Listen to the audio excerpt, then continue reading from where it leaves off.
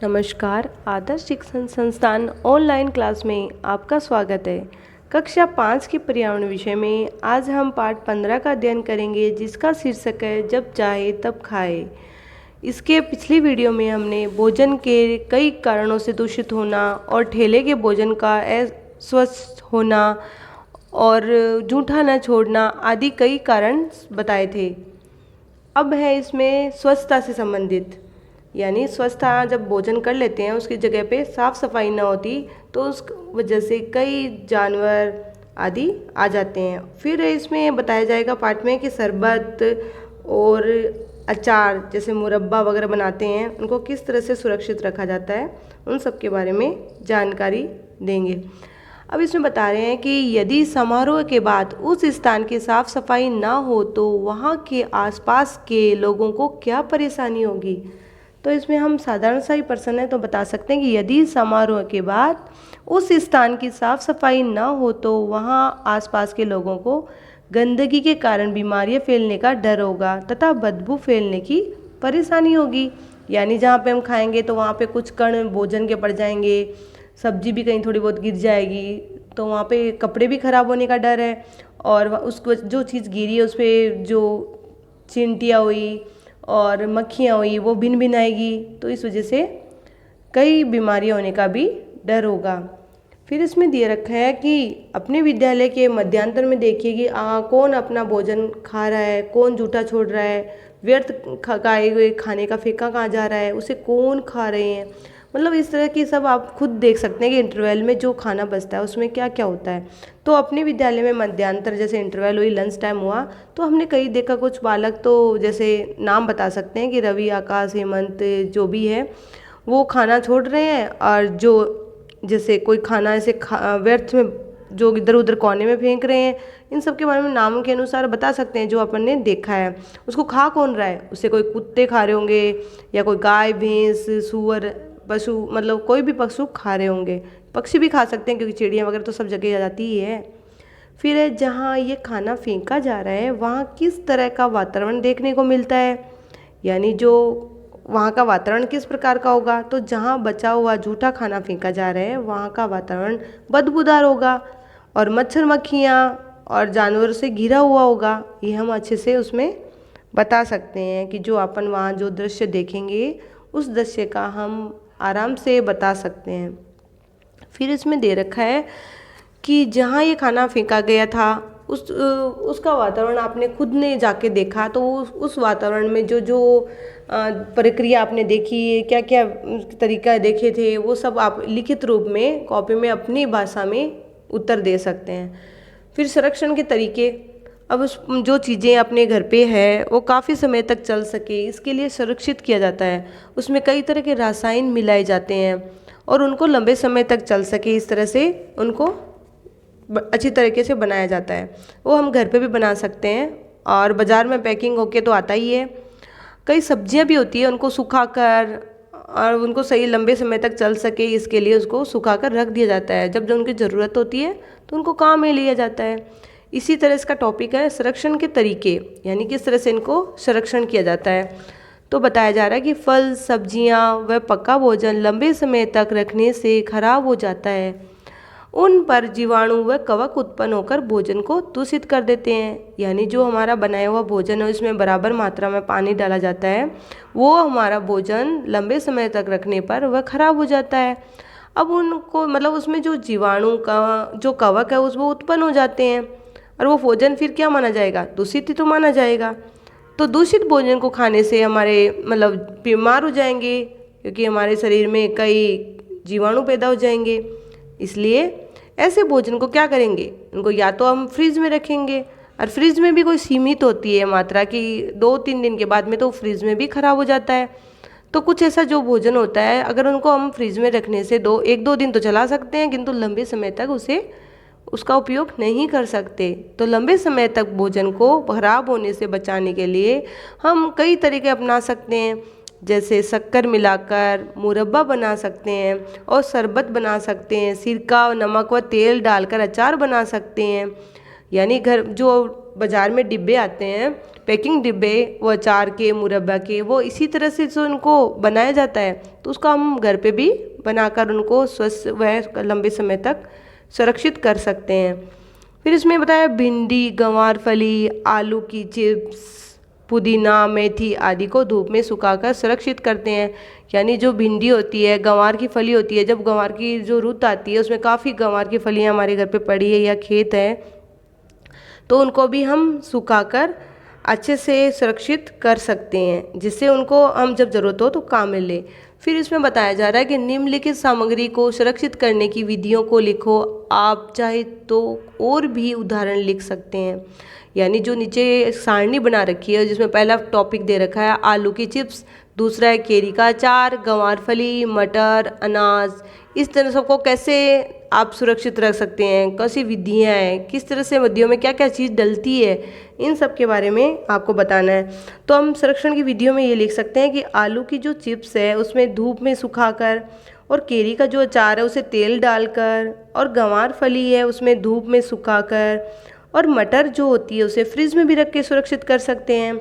अनाज है रासायनिक दवाइयों के द्वारा इसको सुरक्षित रख सकते हैं। मेथी है तो धूप में सुखाकर।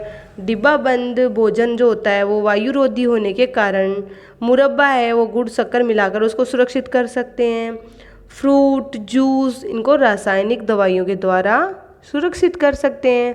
तो इस सारणी का इस तरह से आप उत्तर दे सकते हैं। फिर दे रखा है इसमें सारणी के नीचे कि खाने के बाद सभी घूमने के लिए आमेर का किला गए। वहाँ उन्होंने फ्रूट जूस की दुकान पर तरह तरह के फल देखे। हरप्रीत को सेब, गाजर, चेरी देखकर आश्चर्य हुआ। यानी जब वो आगे की तरफ, जब आमेर के किले की तरफ गए तो उन्होंने क्या किया, बहुत टाइम हो गया तो उसे जूस, मतलब थोड़ा गला सूख गया होगा, तो उन्हें जूस की, फ्रूट की दुकान दिखी। तो उन्होंने क्या सोचा कि देखो ये तरह तरह के जो फल देखे, उनसे मन किया कि हम भी उसको खाएं। तो हरप्रीत को सेब, गाजर, चेरी देखकर आश्चर्य हुआ कि यहाँ इतनी गर्मी आती है।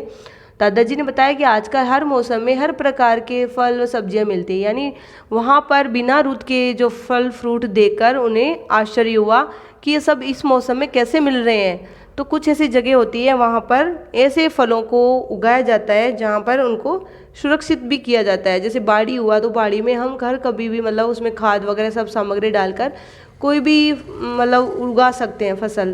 तो उसमें हमें हर तरह की चीज़ मिल सकती है जो वो घर पे उगाएं।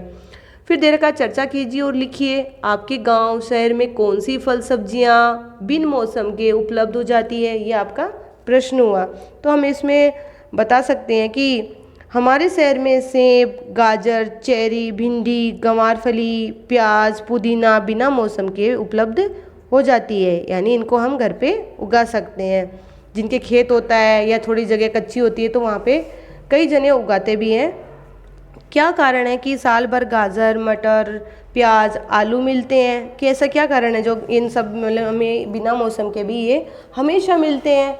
तो साल भर गाजर, मटर, प्याज, आलू को रासायनिक परिरक्षकों के द्वारा कोल्ड स्टोर में लंबे समय तक सुरक्षित व संरक्षित किया जा सकता है।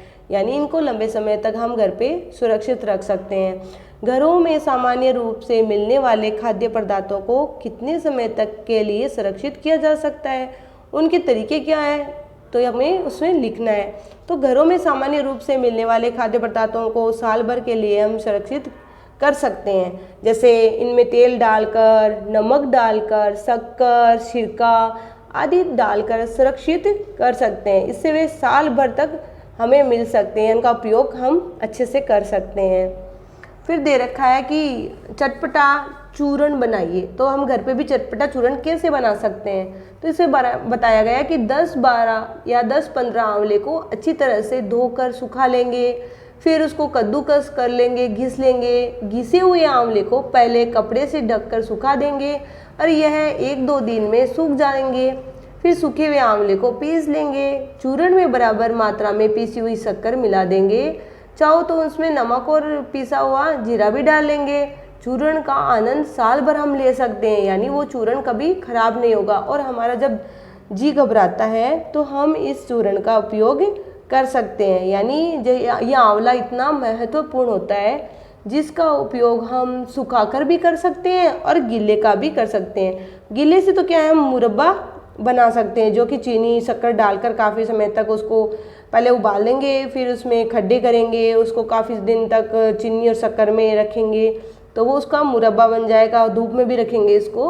और सूखा, अगर आंवले सूखे हैं अपने पास यानी काफ़ी मात्रा में है तो हमें उसे जैसे उबाल कर सुखा लेंगे। तो इसमें जिस तरह से बताया गया है कि 10-15 आंवले को अच्छी तरह से धोकर सुखा लेंगे, फिर कद्दूकस कर लेंगे।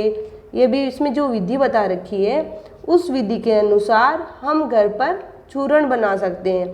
ये चूर्ण हम जब हमारा जी मचलाए या भोजन का अपचत हो, यानी जब बारों में उल्टी डकार सी आए, तब हम इस चूर्ण का उपयोग लेंगे पानी के साथ में, तो हमें इतनी डकारी भी नहीं आएगी और जो गैस भरती है, गैस्ट्रिक प्रॉब्लम होती है, इस चूर्ण को खाने से गैस्ट्रिक प्रॉब्लम भी दूर हो जाएगी। तो ये चूर्ण कितना अच्छा और स्वादिष्ट बनेगा, इसके लिए आप इसको चूर्ण को घर पे बनाएंगे तो आपको अच्छे से ज़्यादा समझ में आएगा। तो आप इसका ज़रूर घर पे उपयोग करके और प्रयोग करके समझें।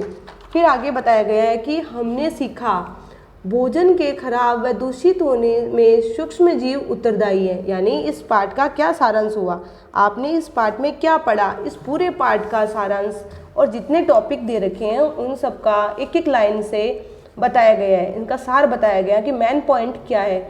तो भोजन के खराब व दूषित होने में सूक्ष्म जीवी होता है, यानी जो भोजन होता है वो कौन से खराब होता है, क्योंकि उसमें छोटे छोटे सूक्ष्म जीवी पैदा हो जाते हैं, इस वजह से वो खराब हो जाता है। क्योंकि वो जब पैदा हो जाते हैं उसमें तो उसमें बदबू आने लग जाती है और वो खाने योग्य भी नहीं होता, उसका स्वादिष्ट भी बदल जाता है। बाजार में बिकने वाली खाद्य सामग्री में पौष्टिकता नहीं होती, यानी हम घर पे बनाते हैं तो उसको अच्छे से धोते हैं, साफ करते हैं और फिर बनाते हैं साफ हाथों से, तो वो बाजार में मिलने वाली उन चीज़ों को नोटिस नहीं करते, वो देखते नहीं है, बस सीधा बना देते हैं। जितनी आवश्यकता हो उतना ही खाना थाली में लेना चाहिए, यानी जितनी हमें आवश्यकता होती है उतना ही हमें थाली में लेना चाहिए, जूठा नहीं छोड़ना चाहिए। क्योंकि भोजन है भगवान के समान होता है, भगवान के द्वारा दिया गया होता है, तो इसलिए हमें वह जूठा नहीं छोड़ना चाहिए। अन्न देवता बोलते हैं ना, इसीलिए अन्न देवता बोला जाता है क्योंकि वो भगवान हमें देते हैं।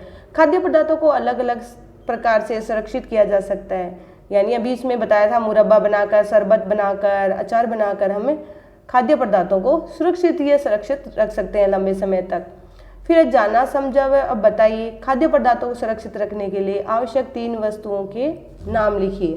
तो इसके अंदर आप बता सकते हैं कि हम वो शक्कर, नमक, सिरका आदि डालकर हम इनको लंबे समय तक सुरक्षित रख सकते हैं। यानी ऐसे रसायन है ये, एक तो शक्कर है, एक नमक है, एक सिरका है, ये ऐसे रसायन है जिनको हम जो चीज़ें हैं भोजन की जिनको लंबे समय तक रख सकते हैं, ये सब मिलाकर हमको लंबी अवधि तक घर पे रख सकते हैं।